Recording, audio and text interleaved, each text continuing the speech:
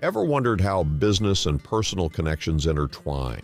Ryan and Bob discuss success, teamwork, and heartfelt moments. Discover the unique bond that makes this partnership thrive.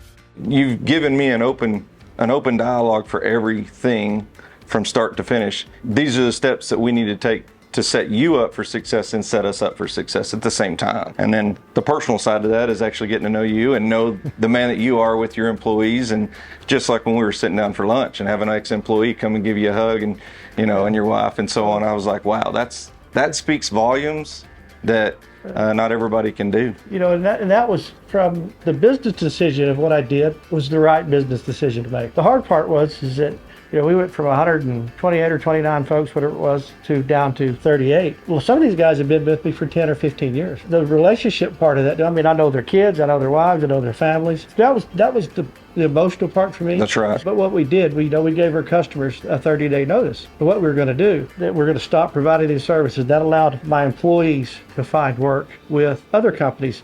And I even called my competitors and told them what I was going to do. I'm going to stop this. These employees will be available to hire. They're great guys, but my goal was to make sure those guys had a job, kept their jobs. And a lot of these guys have been going to these same jobs. Well, they're all going to land on their feet.